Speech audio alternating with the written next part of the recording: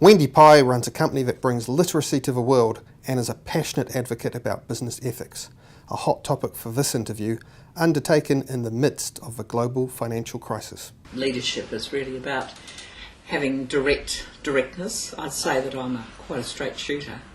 People know where they stand. I tend to be a black and white person, so I don't have any vague comments, in other words.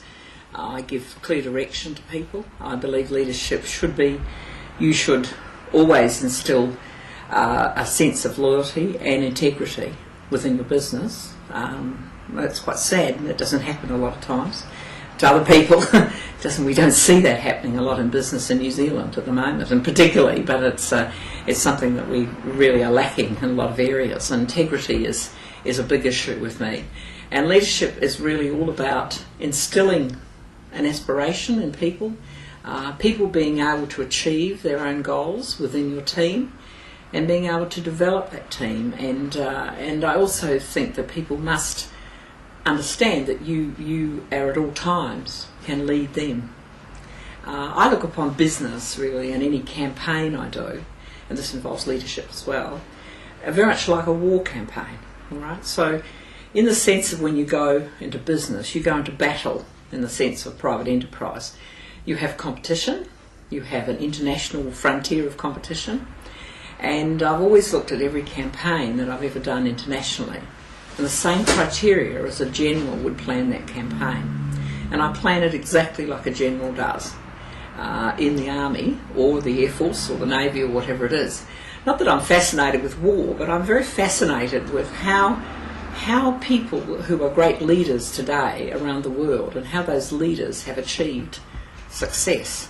And many of them have achieved success through discipline, through looking at visionary thinking, of thinking about how they're going in a wider point, but also believing that while they do that, they take their troops with them. That's why I like to think of it as a war. So often with a campaign, for example, when I'm looking at a new market, I may take on a new market, and people will say to me, "Where are you now with the market?" And I'll say, "I'm still on the landing craft. I'm not actually over the beach yet, but I'm actually heading for the beach, and the beach is full of minefields." Now, you might think that's a strange way of talking about something, but often we talk about, in our company, we talk about campaigns, and we talk about them in a passion, in a way, because I'm very passionate about what I do. We talk about them in the same way as you would articulate and plan a particular strategy you are doing.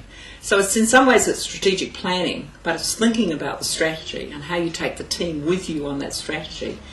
Because leadership is all about taking your team along. Leadership isn't about saying that you were the great leader or the person of the leader. If you study great leaders in the world and you study great people who've had true leadership, and when I say true leadership, I mean people who have truly succeeded in the world, not necessarily by making lots of money, by the way, by contributing something back to society and by making a difference to the world. If you study those, you will see many of them were able to capture and take people along. And that's really the success of leadership. Leadership is not something where you get a lot of awards, or you get a knighthood, or you become Dame Pye, or whatever you do. To me, leadership is something where you are judged on the success of the team around you as well, and you're judged on your credibility and your accountability to the people in the community. Now, I just want to go back and pick up on a couple of those threads. You said that loyalty and integrity, and there may be a lacking of that currently in the business environment in New Zealand. What do you mean by Well, that? we have an example today, don't we? Really? With Hanover.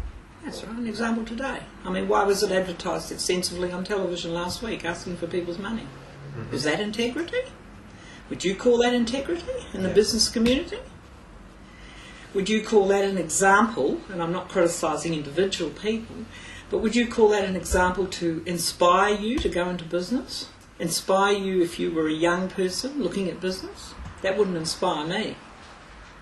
Would you be inspired by hearing a news report that somebody, whether it's true or false, extracted a huge amount of money to build a house from shareholders' money? Would you be inspired by that? I don't call that inspiring.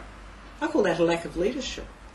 I call the lack of the public companies in this country in the last 5 years that have folded, I call a lack of leadership. And I think it's very easy for people to blame international circumstances. In many cases are related to international circumstances. But really, people need to be accountable. People need to stand up and say, what am I doing? Is this going to affect 200 jobs? I have a responsibility that I employ, whether you're one person, 200 people or 10,000 people. You have a responsibility for every one of those staff who you employ. And I think that we need to be accountable to that. We need to say, if we need leaders who will actually ensure that to the best of their ability, that they use their ability to make it a satisfactory outcome for their staff. I mean, what we need true role models, and what we need is I believe I would hope that all the people in the Business Hall of Fame are role models, and this is relating to the Business Hall of Fame. And you have to have role models. You have to have young role models coming on. You have to have older role models. You have to have different role models. People have to aspire. It's the same as a rugby player. It's the same as a rugby league player. What's my aspiration? I live in an area in Auckland. I'm using an example of a model. I can earn so much money as a rugby league player, so I have an aspiration. So, I think in business we have to build that. We have to earn that respect. But that isn't something you actually can make or promote or go out and sort of talk about it.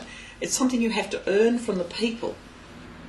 So how do you feel it? How do you think that the majority of New Zealanders feel about business that are not in business today? They're feeling pretty sad about it, okay? So that's what I'm talking about. I'm talking about the role model, not necessarily just giving away lots of money to charity either, because that really is not necessarily a quick fix. It's a way of making you feel good about it. But we have to show with our own actions. The leadership has to be shown with our own credibility and our own actions. What personally drives you in business then? Well, initially it changed over the years, right? Initially you were motivated by hoping that you'll be successful in a business and setting up a business. And I started first in the corporate world, of course, and I was very successful in the corporate world. And so initially you are working through the process of learning management skills and learning those areas. And then I initially got involved in my own business because I thought there was an opportunity of when I first met some children who were illiterate, and I thought young boys, 14 years of age, Samoans, who all their friends were playing outside football, and what a tragic thing. What a tragic thing to have children. I had never come across that before because I came from a family who was very literate, and we read lots of books and we had lots of experiences in literature. So I really believed that we could do something about that. And then it became almost a passion, and to a degree it took over my total life almost, every waking hour of the day, in collecting people and making a difference to children's lives around the world. And so as a result of our business and the team that I employ, we've made a difference to millions of children around the world. And what we have done is we have unlocked the magic of literacy. And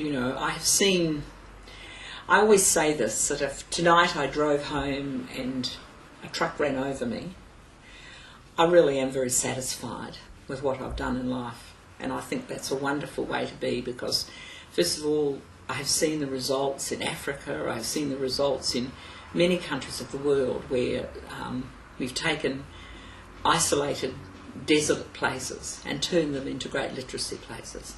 And I always remember in New York City many years ago, a principal working in a school, and I'm doing a lot of work in New York City, as you know now, working in a school, and a principal saying, we turned a school around in 6 months. These were children of drug addicts, prostitutes, children that had been really, really given up. They basically gave up. Children who had seen people knifed, who had actually got knives and guns. You have to go through metal detectors, and this was over 10 years ago. And I always remember, after 6 months, going back to that school and seeing the amazing growth of children wanting to put on a drama play for me. The things that happen, I still get goosebumps thinking about it now. And the principal putting his arms around me and saying, because of the work that New Zealand is doing and because of what you're doing here, your company, 30% of these children will not die as drug pushers. Isn't that worthwhile? To me, that is worthwhile. And he said, you may never get the receipts of the dairy industry or the kiwi fruit industry, But he said, what you have done is you've made a difference to all these children's lives. And to me, that is important. You know, I feel that if you have the opportunity in life to go out and do something positive, and you've also got to make profits, we know all that, and you've got to employ people, and you've got to do things like that. But if you have the opportunity to do that, what a great opportunity. I've been given this huge opportunity. And it started really probably as a little thing about, you know, let's make your first $1 million, you understand. It started as a little project that it was sort of like almost, you know, I was made redundant and then I proved to the world I could do it again, you understand. It was sort of like a little personal thing that probably one did in their life. But it became an interesting exercise and a journey, and it's been a huge journey. But, you know, the results that we're working with, we're working in the cities, in the inner cities that under the current administration in America have been highly neglected. We're turning areas where Miami, we're just working with Miami today, this morning. It's sort of always a 5 o'clock morning because, you know, America's 8 hours. The Eastern Seaboard is 8 hours. But what a challenge. And I say, this is what I say to Congress. And I've met many people from Congress in Washington, D.C., and I'm working at the highest level in Congress. I say, America deserves better than to flip hamburgers for a living. And that's my saying.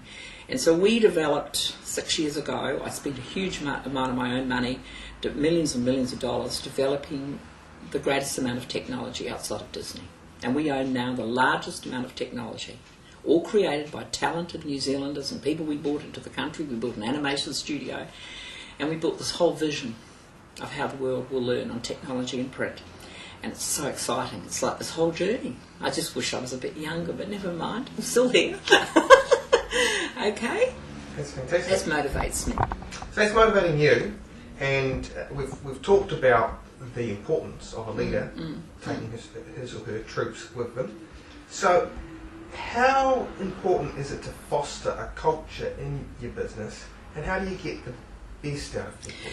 I think you get the best out of people by, first of all, caring about the person first, right? I mean, I think first of all you've got to show the leadership, and you've got to show that what you mean is what you really mean, right? It's more difficult running a company, even though it's relatively small, compared with running a manufacturing company. It's more difficult to run my company because what it's made up of are hugely, highly talented people, all with way out creative ideas, and all very self-starters themselves.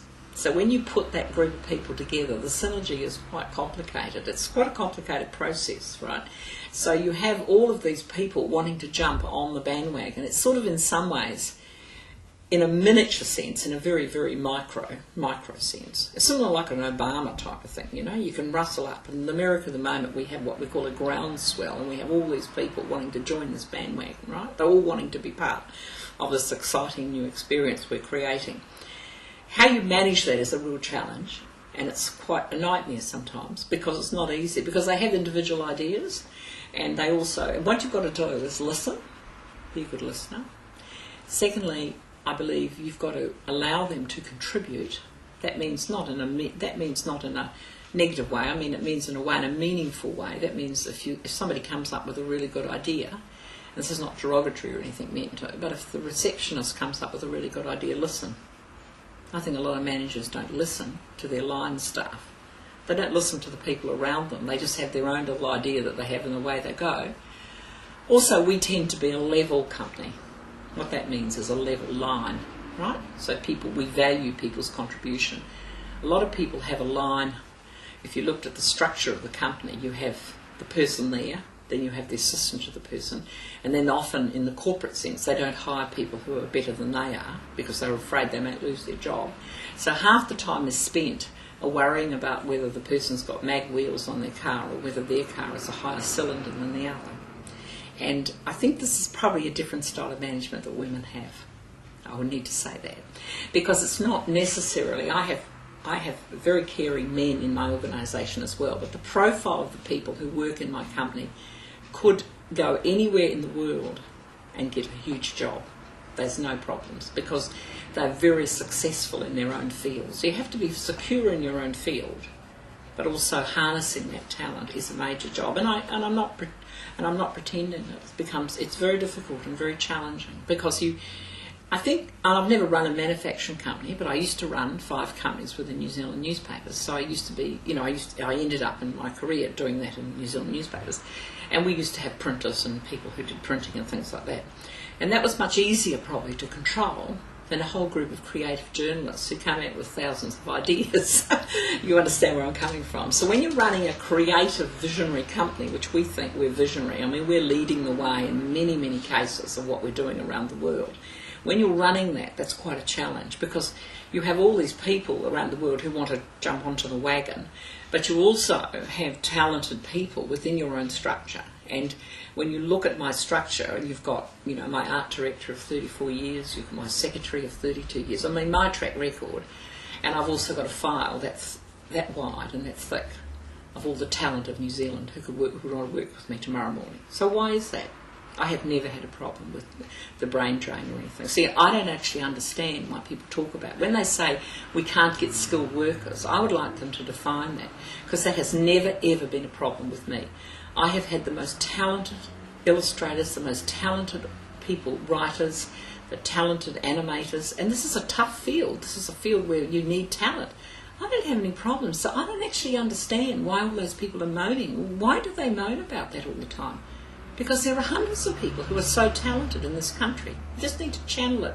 But the 2 criteria are they want to be part of a success story. They also want to be, I think you've got to be honest with your people during your tough times, and we all have tough times, good times. It's not easy sometimes. It's not easy sometimes. You've got to go to them and say, we can't have champagne today, we've got to have a cold beer, right? But I think you've got to be upfront with people. I think you take people along with you. And I think most people, my experience is 99% of the people prefer someone to be honest. It's far better than waking up one morning and finding that no one has a job. It's far better to say to people, I know this sounds simplistic, but that's how I've always run. And I ran that in New Zealand News too. I had no trouble with any of the staff there. So I didn't understand all these people. See, I was a member of the Round Table, and when I used to go to Round Table meetings, people used to moan all the time about staff. I've never had that problem. I was the only one who kept saying, I don't have a problem, so what are you talking about?